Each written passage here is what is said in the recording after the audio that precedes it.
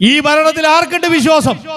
എനിക്ക് അതിൽ ഏറ്റവും സഹതാപ് നിന്നൊരു വിഭാഗം നിങ്ങളുടെ നാട്ടിലുള്ള മുസ്ലിം ലീഗിനെ പറ്റിയാണ്. നിങ്ങൾ ആലോചിച്ചു നോക്കുക ആ ഒരു ലീഗിൻ്റെ ഒരു സ്ഥിതി.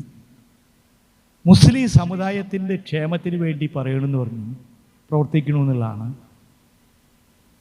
ഈ ഗവൺമെൻറ് മുഴുവൻ പ്രവർത്തിക്കുന്നത് RSSൻ്റെ നിർദ്ദേശമനുസരിച്ചാണ് എന്നുള്ള ലീഗിന് മനസ്സിലായിട്ടുണ്ടോ? അതോ മനസ്സിലായിട്ട് മിണ്ടാതിരിക്കുക? ലീഗിൻ്റെ മന്ത്രി പറഞ്ഞു PSC ആയിട്ട് കരാറുണ്ടാക്കിയത്. എൻ്റെ സഹോദര, അത് കരാറല്ല, memorandum of understanding. Memorandum of understanding എന്ന് പറഞ്ഞാൽ ഞാൻ ഒരാളെ അങ്ങനെ ആക്ഷേപിച്ച് നമ്മൾ സംസാരിക്കാൻ പാടില്ലല്ലോ. ഇംഗ്ലീഷ് അറിയണവർക്കറിയാം, ധാരണാപത്രം എന്നാണ് മലയാളം. മെമ്മോറാണ്ടം ഓഫ് അണ്ടർസ്റ്റാൻഡിങ് എന്ന് പറഞ്ഞാൽ ധാരണാപത്രമാണ്. രണ്ട് കൂട്ടർ കൂടിയിട്ട് ധാരണാപത്രം ഉണ്ടായി. എഗ്രിമെൻ്റ് ഉണ്ടാക്കാൻ ഇത് ഇന്ത്യ അമേരിക്കുന്നല്ലോ, യൂണിയൻ ഗവൺമെൻറ്റും കേരളവും അല്ലേ ഇതിൻ്റെ എഗ്രിമെൻ്റ്? രണ്ട് രാജ്യമാണോ? ഇന്ത്യ ഗവൺമെൻറ് ഒരു രാജ്യം, കേരള സർക്കാർ ഒരു രാജ്യമാണോ എഗ്രിമെൻ്റ് വയ്ക്കാൻ? യൂണിയൻ ഗവൺമെൻറ്റും ഒരു സംസ്ഥാന ഗവൺമെൻറ്റുമാണ്. ആ യൂണിയൻ ഗവൺമെൻറ്റിലെ യൂണിയൻ ഇന്ത്യൻ യൂണിയനിലെ ഒരു സ്റ്റേറ്റാണ്. ഇന്ത്യ സംസ്ഥാനങ്ങളുടെ യൂണിയനാണ്. ആ യൂണിയന്റെ ഒരു സംസ്ഥാനമാണ് കേരളം. പലരും ഇവിടെ സെൻട്രൽ ഗവൺമെൻറ് എന്നൊക്കെ പറയുന്നുണ്ട്. ഞാൻ നിങ്ങളോട് പറയാം, അതിപ്പോൾ നമ്മുടെ പ്രധാനപ്പെട്ട പ്രശ്നമല്ലാത്തതുകൊണ്ട് ഞാൻ പറയുന്നില്ല. ഒരുപാട് ആൾക്കാർ നമ്മുടെ കമ്മ്യൂണിസ്റ്റുകാരനെ പറയുന്നത് കേന്ദ്ര ഗവൺമെൻറ് എന്നൊക്കെ. ഞാൻ നിങ്ങളോട് പറയാം, നിങ്ങൾ എവിടെയെങ്കിലും വല്ല വായനശാലയിൽ കിട്ടുമെങ്കിൽ ഇന്ത്യയുടെ ഭരണഘടന എടുക്കുക. 1001 തവണ നിങ്ങൾ തിരിച്ചും മറിച്ചും വായിച്ചാലും കേന്ദ്ര ഗവൺമെന്റ് എന്നുള്ളൊരു വാക്ക് ഇന്ത്യയുടെ ഭരണഘടനയിൽ ഉണ്ടാവില്ല. യൂണിയൻ ഗവൺമെന്റ് ആണ്. ഞാൻ സ്കൂൾ പഠിക്കുമ്പോൾ സ്കൂൾ ലീഡറായിരുന്നു. അപ്പൊ അന്ന് സ്കൂൾ ലീഡർ ആകുമ്പോൾ സ്കൂൾ അസംബ്ലിയിൽ പത്രത്തിന്റെ തലക്കെട്ടുകൾ വായിക്കണം ലീഡർ. അങ്ങനെ ഒരു ഇതുണ്ട് സ്കൂൾ അസംബ്ലിയിൽ. ആ തലക്കെട്ട് വായിക്കുന്ന സമയത്ത് യൂണിയൻ വിദ്യാഭ്യാസ മന്ത്രി YB ചവാൻ കേരളത്തിലേക്ക്, ഇങ്ങനെയൊക്കെയാണ് യൂണിയൻ മന്ത്രി എന്നാണ്. യൂണിയൻ ആഭ്യന്തര മന്ത്രി, യൂണിയൻ വിദ്യാഭ്യാസ മന്ത്രി, ഇങ്ങനെയൊക്കെയായിരുന്നു. ഇതെപ്പോൾ മുതലാ കേന്ദ്ര ഗവൺമെന്റ് എന്ന് പറയാൻ തുടങ്ങിയത് അറിയോ നിങ്ങൾക്ക്? അടിയന്തരാവസ്ഥയിലാണ് ഈ പത്രഭാഷയിൽ മാറ്റം വന്ന് യൂണിയൻ ഗവൺമെന്റ് മാറി കേന്ദ്ര ഗവൺമെന്റ് ആയത്. പക്ഷെ ഭരണഘടനയിൽ മാറിയിട്ടില്ല. ഇന്നും ഭരണഘടനയിൽ കേന്ദ്രം എന്നൊരു വാക്കില്ല. നമ്മൾ പറഞ്ഞുണ്ടാക്കുക എന്തോ കേന്ദ്രമാണെന്നുള്ളത്. സംസ്ഥാനങ്ങളുടെ യൂണിയനാണ് ഇന്ത്യ. അപ്പൊ യൂണിയൻ ഗവൺമെന്റ്, സംസ്ഥാനങ്ങളുടെ യൂണിയൻ ആയിട്ടുള്ള യൂണിയൻ ഗവൺമെന്റ്, ആ യൂണിയനിലെ ഒരു സംസ്ഥാനമായിട്ടുള്ള സംസ്ഥാനം. ഇത് എഗ്രിമെന്റ് അല്ല, ധാരണാപത്രമാണ്. Memorandum of understanding. രണ്ട് കൂട്ടർക്ക് മെമ്മോറാണ്ടം ഓഫ് അണ്ടർസ്റ്റാൻഡിങ് എന്ന് പറഞ്ഞാൽ ധാരണാപത്ര. ഞാനാ ധാരണയ്ക്കില്ല എന്ന് പറഞ്ഞാൽ കഴിഞ്ഞു, അത്രയേ ഉള്ളൂ. എന്തുകൊണ്ടാണ് നിങ്ങൾക്ക് ആ ധാരണാപത്രത്തിൽ പിന്മാറാൻ സാധിക്കാത്തത്? ഞങ്ങൾ വേണ്ട വെച്ചല്ലേ. ധാരണാപത്രം ഉണ്ടാക്കി എന്നുള്ളത് ഞങ്ങൾ ശരിയാണ്. പക്ഷെ അത് ശരിയല്ല എന്ന് ഞങ്ങൾക്ക് ബോധ്യപ്പെട്ടപ്പോൾ ഞങ്ങൾ പറഞ്ഞു ആ ധാരണാപത്രം വേണ്ട, ഞങ്ങളത് നടപ്പാക്കുന്നില്ല എന്ന് തീരുമാനിച്ചു. നിങ്ങൾ എന്തിനാണ് നടപ്പാക്കുന്നത്? ലീഗിന്റെ പാർട്ടിയിലെങ്കിലും പറയേണ്ട എന്തുകൊണ്ടാണ് നടപ്പാക്കുന്നതെന്ന്. ഞങ്ങൾ നടപ്പാക്കാത്തതല്ലേ. നിങ്ങൾ എന്തിനാണ് PMC നടപ്പാക്കുന്നത്? അതിനേക്കാളും പ്രധാനം മിനിഞ്ഞാന്നാണ് വഖഫ് ബോർഡ് കേസ് വന്നു ഹൈക്കോടതി. മനസ്സിലാക്കിയിട്ടുണ്ടോ ലീഗ്? യൂണിയൻ ഗവൺമെന്റ് നിയമം ഉണ്ടാക്കിയതാ. ഞങ്ങൾ ആ നിയമത്തിനെതിരെ കേസ് കൊടുത്തു. ഞങ്ങളുടെ ഗവൺമെന്റ് കേസ് കൊടുക്കാനുള്ള കാരണം എന്താണെന്നറിയോ?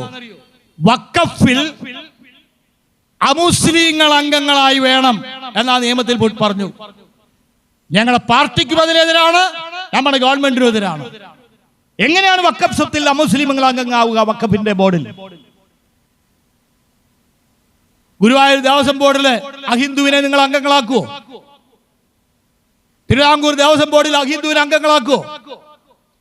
പിന്നെ എങ്ങനെ വഖഫ് ബോർഡിൽ അമുസ്ലിം? ഞങ്ങൾ സുപ്രീം കോടതി ചോദ്യം ചെയ്തു, ഗവൺമെന്റ് കേസ് കോടതി നിൽക്കുകയാണ്.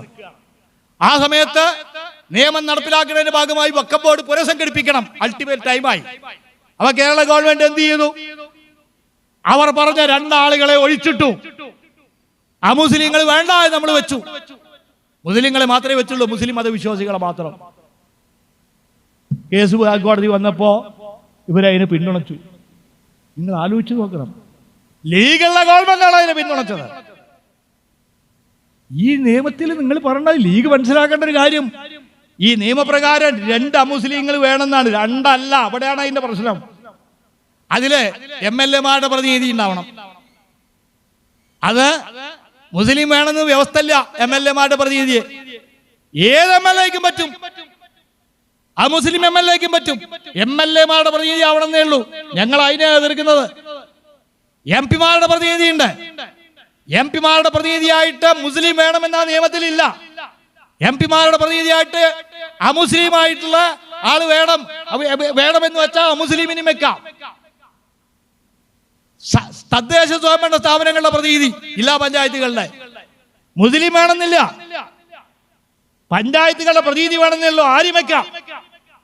സ്ത്രീകളുടെ പ്രതിനിധി സ്ത്രീയാവണമെന്നേ ഉള്ളൂ, മുസ്ലിം വേണമെന്നില്ല. അപ്പൊ നിങ്ങൾ പറഞ്ഞാൽ ഈ 11 അംഗ വഖഫ് ബോർഡിൽ ഈ പ്രകാരം വന്നാൽ അമുസ്ലിങ്ങൾ ഭൂരിപക്ഷമാവും. ഞങ്ങൾ അതുകൊണ്ടാണ് നിയമത്തെ എതിർക്കുന്നത്. ലീഗ് എവിടെ? നിങ്ങൾ ഏത് മുസ്ലിമിന്റെ താല്പര്യമാണ് സംരക്ഷിക്കുന്നത് ഈ രാജ്യത്ത്? ഗുരുവായൂർ ദേവസ്വം ബോർഡിൽ MLA-മാരുടെ പ്രതിനിധിയുണ്ട്. MLA-മാരുടെ പ്രതിനിധിയെ തെരഞ്ഞെടുക്കുമ്പോ ഹിന്ദു MLA-മാർക്കേ മത്സരിക്കാവൂ എന്ന് മാത്രമല്ല, ഹിന്ദു MLA-മാർക്കേ വോട്ടവകാശമുള്ളൂ. അറിയോ നിങ്ങൾക്ക്? ഗുരുവായൂർ ദേവസ്വം ബോർഡിൽ MLA-യുടെ പ്രതിനിധിയെ തെരഞ്ഞെടുക്കാൻ വോട്ടവകാശം പോലെ ഹിന്ദു MLA-ക്ക് മാത്രമേ ഉള്ളൂ. MLA വോട്ട് ചെയ്യുമ്പോ ഐ ആം എ ഹിന്ദു എന്ന് പറഞ്ഞ് സെൽഫ് ഡിക്ലറേഷൻ കൊടുക്കണം. അവർക്ക് വോട്ടവകാശമുള്ളൂ. ഗുരുവായൂർ ദേവസ്വം ബോർഡിൽ MLA-യുടെ പ്രതിനിധിയെ തെരഞ്ഞെടുക്കാൻ നിങ്ങൾ എവിടെയാണ് ലീഗ്? നിങ്ങൾ ഏത് മുസൽമാന്റെ താല്പര്യമാണ് സംരക്ഷിക്കുന്നത്? ഭരണത്തിലെത്താൻ വേണ്ടി എന്തും ചെയ്യരുത്. കിട്ടിയ ഭരണം നിലനിർത്താൻ എന്തും ചെയ്യരുത്. ഞങ്ങൾക്ക് പണ്ട് തന്നെ മുസ്ലിം ലീഗിനോടൊരു വിമർശനമുണ്ട്. മുസ്ലിം ലീഗ് അധികാരത്തിന് വേണ്ടി പാവപ്പെട്ട മുസൽമാനെ ചൂഷണം ചെയ്യുന്ന പാർട്ടിയാണ് മുസ്ലിം ലീഗ്. അത് ഉറക്കുന്നു. ഇപ്പോ മുസ്ലിമിന്റെ താല്പര്യമല്ല നിങ്ങൾ കൈകാര്യം ചെയ്യുന്നത്, ഭരണം നിലനിർത്താൻ. RSS എങ്കിൽ RSS, നിങ്ങൾ അതിനു വേണ്ടിയാണ് നിൽക്കുന്നത്. എവിടേക്ക് എത്തും ഈ രാജ്യം, ഈ സംസ്ഥാനം ഇങ്ങനെ പോയാൽ? ഓർക്കേണ്ട ഒരു കാര്യം, ഇന്ത്യയിൽ എല്ലാവർക്കും കൂടി ഒരുമിച്ചിരിക്കാനും എല്ലാ മതവിശ്വാസികൾക്കും പരസ്പരം കലഹില്ലാതെ സൗഹാർദ്ദത്തോടുകൂടി ജീവിക്കാനും പറ്റുന്ന ഒരേ ഒരു സംസ്ഥാനം കേരളമാണ് എന്നുള്ള ഓർക്കണം. ആ കേരളത്തെ നയക്കർണപ്പടി വിതറി വർഗീയതയുടെ ചൊറിയുണ്ടാക്കി ലഹളയിലേക്ക് എത്തിക്കാനാണ് RSS ശ്രമിക്കുന്നത്. ആ RSS-ന്റെ ആശയമാണ് കേരളത്തിന്റെ മുഖ്യമന്ത്രി നടപ്പിലാക്കിക്കൊണ്ടിരിക്കുന്നത്. ഇത് മനസ്സിലാക്കാൻ ലീഗിന് എന്താ മടി? ലീഗ് എതിർക്കുന്നില്ലല്ലോ. സമസ്തയുടെ മുഖപത്രത്തിൽ അവർ ലേഖനം എഴുതി, അവർ എഡിറ്റോറിയൽ എഴുതി ഇതിനെ വിമർശിച്ചിട്ട്. മുസ്ലിം ലീഗിന്റെ നിലപാടെന്താ? എന്താണ് മുസ്ലിം ലീഗിന്റെ നിലപാട് കാര്യത്തിൽ? നിങ്ങൾ പറയുന്നില്ലല്ലോ. ഇങ്ങനെ അധപ്പതിക്കരുത്. ഒരു സമുദായത്തിന്റെ നേതൃത്വത്തിലുള്ള ഒരു പാർട്ടി, ഒരു സമുദായത്തിന്റെ പേരിൽ എന്ന് പറയുന്ന ഒരു പാർട്ടി, നേതൃത്വത്തിലല്ല പേരിൽ എന്ന് പറയുന്ന പാർട്ടി, ഇതൊക്കെ ചർച്ച ചെയ്യണം. ഇത് മുസ്ലിം മതവിശ്വാസികളുടെ ഇടയിൽ ചർച്ചയാവണം. എങ്ങനെയാണ് അധികാരത്തിന് വേണ്ടി മുസ്ലിം ലീഗ് മതവിശ്വാസികളെ വഞ്ചിക്കുന്നത് എന്ന് ചർച്ച ചെയ്യണം. ഒരു വിട്ടുവീഴ്ചയും ചെയ്യരുത്. ലീഗിന്റെ വഞ്ചനാപരമായിട്ടുള്ള നിലപാടിനെ തുറന്നു കാണിക്കണം. നമ്മുടെ പ്രചരണം ആ രംഗത്തേക്കൊക്കെ വരണം. ഇങ്ങനെ അത്യന്തം ആപൽക്കരമായിട്ടുള്ള ഒരു അന്തരീക്ഷത്തിലൂടെയാണ് കേരളം മുമ്പിലേക്ക് പോയിക്കൊണ്ടിരിക്കുന്നത് എന്ന് നമ്മൾ മനസ്സിലാക്കണം. ഈ സമയത്ത് കാർഷക സംഘം, കാർഷക പ്രസ്ഥാനം കൃഷിക്കാരുടെ പ്രശ്നങ്ങൾ ഉന്നയിച്ചിട്ടാണ് മുമ്പിലേക്ക് പോകുന്നത്. വലിയ പാരമ്പര്യമുള്ള പ്രസ്ഥാനമാണ് കർഷക പ്രസ്ഥാനം. വാസ്തവത്തിൽ നിങ്ങളുടെ മലപ്പുറം ജില്ല 1939 പിണറായി പാറപ്പുറം സമ്മേളനത്തിന് ശേഷമാണ് കർഷക പ്രസ്ഥാനം കേരളത്തിൽ വരുന്നത്. വിശേഷിച്ചും വടക്കൻ മലബാറിലാണ് ആദ്യത്തെ കർഷക സമരങ്ങൾ. പക്ഷേ കമ്മ്യൂണിസ്റ്റ് പാർട്ടി ഉണ്ടാവുന്നതിന് മുമ്പ് ബ്രിട്ടീഷുകാർക്കും ജമ്മിമാർക്കുമെതിരെ കർഷക കലാപമുണ്ടായ നാടാണ് മലപ്പുറം ജില്ല. 1921 ഇംഗ്ലീഷുകാർക്കെതിരെ, ജമ്മി ചൂഷണത്തിനെതിരെ ഈ മലപ്പുറം ജില്ലയിലെ മാപ്പിള പോരാളികളാണ് ജമ്മിമാർക്കും പിന്നീട് ഇംഗ്ലീഷുകാർക്കും എതിരെ വലിയ പോരാട്ടം ഉയർത്തിയത് ഈ മലപ്പുറം ജില്ലയിൽ. ആ പാരമ്പര്യം കേരളത്തിലെ കർഷക പോരാട്ടത്തിന്റെ പാരമ്പര്യമാണ്. ആ പോരാട്ടം ഉൾക്കൊള്ളുന്ന പ്രസ്ഥാനമാണ് കേരളത്തിലെ കർഷക പ്രസ്ഥാനം. നിങ്ങൾ നാടിന്റെ കർഷകരുടെ നന്മയ്ക്ക് വേണ്ടി ഒരുമിച്ച് നിന്ന് ഈ പോരാട്ടത്തെ വിജയിപ്പിക്കണം. ആ പോരാട്ടത്തിലൂടെയാണ് മനുഷ്യർ ഒന്നിക്കുന്നത്.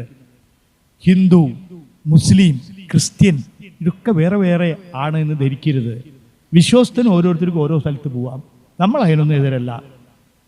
ഒരു മതവിശ്വാസത്തിന് എതിർക്കാത്തവരാണ് ഞങ്ങളുടെ പാർട്ടി, കമ്മ്യൂണിസ്റ്റ് പാർട്ടി. ഞാൻ എൻ്റെ പാർട്ടിയാണ് പറഞ്ഞത്, കർഷക സംഘത്തിന് പാർട്ടി ഇല്ലല്ലോ. ഞാൻ കമ്മ്യൂണിസ്റ്റ് ആയതുകൊണ്ട് പറയുകയാണ്, ഞങ്ങളുടെ പാർട്ടി ഒരു മതവിശ്വാസത്തെയും എതിർക്കണില്ല. പള്ളി പോകേണ്ടവർക്ക് പള്ളി പോവാം, അമ്പലത്തിൽ പോകേണ്ടവർക്ക് അമ്പലത്തിൽ പോവാം, ചർച്ചിൽ പോകേണ്ടവർക്ക് അവിടെ പോകാൻ ഓരോരുത്തരുടെ വിശ്വാസമാണ്. നമ്മൾ അതിനൊന്നും എതിർക്കണില്ല. നമ്മുടെ പ്രശ്നം എന്താ? പള്ളിയിൽ പോണവരാണെങ്കിലും അമ്പലത്തിൽ പോണവരാണെങ്കിലും ചർച്ചിൽ പോണവരാണെങ്കിലും മനുഷ്യർക്കെല്ലാവർക്കും ഒരു പ്രശ്നമാണ്. ആ പ്രശ്നം പരിഹരിക്കാൻ ഈ മതവിശ്വാസങ്ങളുടെ തർക്കമില്ലാതെ നമുക്ക് ഒരുമിച്ച് നിൽക്കണം. അങ്ങനെ ഒരുമിച്ച് നിന്നാൽ മനുഷ്യരുടെ പ്രശ്നങ്ങൾക്ക് പരിഹാരം കാണാൻ കഴിയൂ. അങ്ങനെയാണ് മനുഷ്യരുടെ പ്രശ്നങ്ങൾ പരിഹരിച്ചത്. അതൊരു ഉദാഹരണമാണ് എൻ്റെ ആദ്യത്തെ വാചകത്തിൽ ഞാൻ പറഞ്ഞത്. തലശ്ശേരി കടപ്പുറത്ത് വെടികൊണ്ട് മരിച്ചവരിൽ അബു ചാത്തുക്കുട്ടി, 43 കണ്ണൂർ സെൻട്രൽ ജയിലിൽ തൂക്കിലേറ്റപ്പെട്ടവരിൽ മഠത്തിൽ അപ്പു, കോയിത്താട്ടിൽ ചിരികണ്ഠൻ, പൊടോര കുഞ്ഞമ്പ് നായർ, പള്ളിക്കൽ അബൂബക്കർ, ഇവരെല്ലാവരും കൂടി ഒരുമിച്ച് നിന്നിട്ടാ കേരളത്തിൽ മാറ്റണ്ടായത്, വേറെ വേറെ നിന്നിട്ടല്ല. അതുകൊണ്ട് വിശ്വാസം, അവരവരുടെ വിശ്വാസം വലുത്, അത് സംരക്ഷിക്കുക. മനുഷ്യരെല്ലാവരും കൂടി ഒരുമിച്ച് ജീവിക്കാൻ പറ്റുന്ന സാമൂഹ്യ അന്തരീക്ഷത്തിൽ നമുക്ക് ഒരുമിക്കുകയും വേണം. അതാണ് ഇടതുപക്ഷം മുമ്പിലേക്ക് വെക്കുന്ന ആശയം. ആ ആശയത്തിന് നിങ്ങളെല്ലാവരും അതിൻ്റെ പ്രചാരകരാവണം, ജനങ്ങളുടെ പിന്തുണ അതിൽ നേടിയെടുക്കണം എന്ന് മാത്രം അഭ്യർത്ഥിച്ചുകൊണ്ട് എൻ്റെ പ്രസംഗം ഞാൻ നിർത്തുന്നു. നിങ്ങൾക്ക് അഭിവാദ്യങ്ങൾ.